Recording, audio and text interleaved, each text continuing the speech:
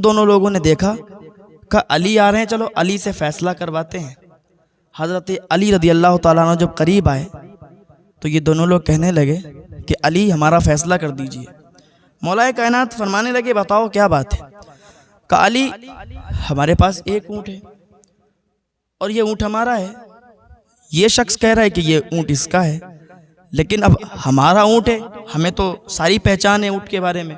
تو دوسرا بول کھڑا ہوا کہ علی یہ جھوٹ بولتا ہے، اونٹ تو میرا ہے اور مجھے بھی ساری پہچان ہے۔ حضرت علی نے کہا کہ تم دونوں لوگ جھوٹے ہو اور آپ چل دیے۔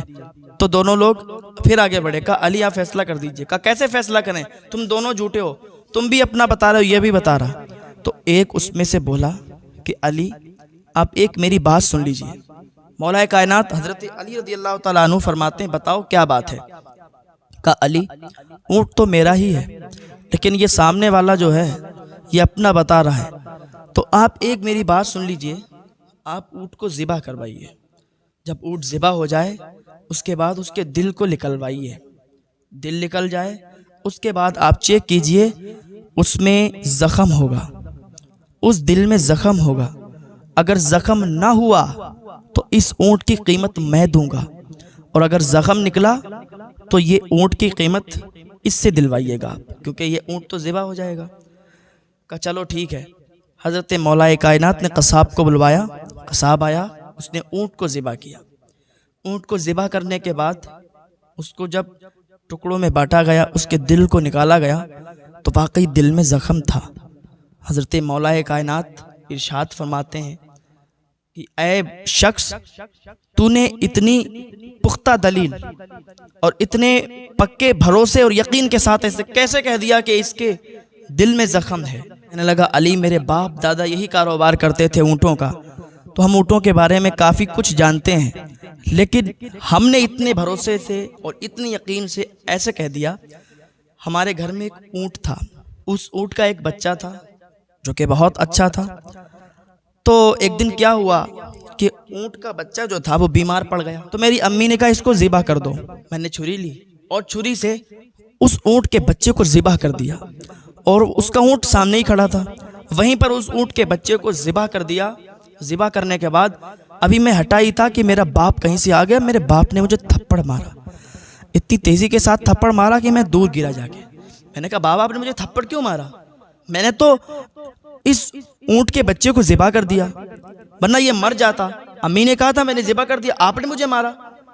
اس نے بڑے پیار سے کہا بیٹا تو نے اس بچے کو ذبح کر دیا، اچھی بات ہے، اب یہ ایسے تو مر جاتا، اب یہ ذبح ہو گیا ہے، حلال ہو گیا ہے، لیکن تو نے یہ دیکھا کہ اس کا اونٹ یہیں پر کھڑا ہے اور اس کے اونٹ کے سامنے تو نے اس کے بچے کو ذبح کر دیا۔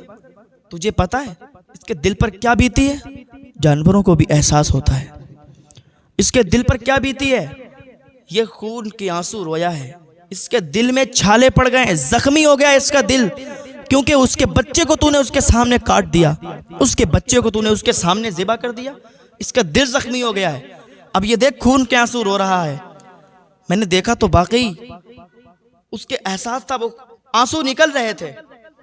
تو علی مجھے یقین تھا یہ اونٹ میرا ہے اور اس کا دل زخمی ہے، اگر آپ اس کو ذبح کروائیں گے تو اس کا دل زخمی نکلے گا، تبھی میں نے آپ کو اتنے بھروسے کے ساتھ بول دیا کہ یہ اونٹ میرا ہے اور اس کا دل زخمی، آپ ذبح کروائیے۔ اب دیکھیں آپ نے ذبح کروایا، اس کا دل زخمی ہے، اب میرا فیصلہ کروا دو۔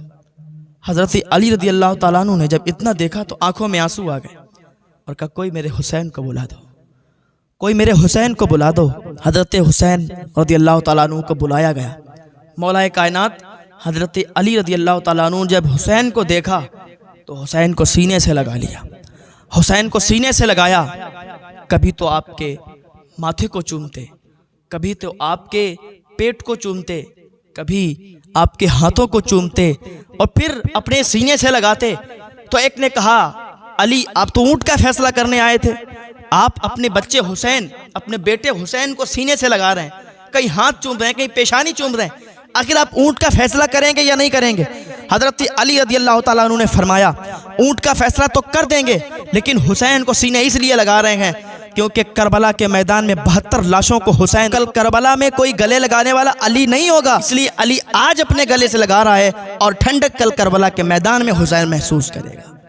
ہاں، مولا کائنات حضرت علی رضی اللہ تعالیٰ عنہ نے حضرت امام حسین کو سینے سے لگایا، کہا کل یہ لاشوں کو اٹھائے گا تو اس کا دل کیسا زخمی ہوگا، کبھی علی اصغر کی لاش کو دیکھے گا، کبھی عباس کی لاش کو دیکھے گا۔ مولانا تحسین جیلانی صاحب کے بیانات سننے کے لیے تحسین جیلانی آفیشیل کو سبسکرائب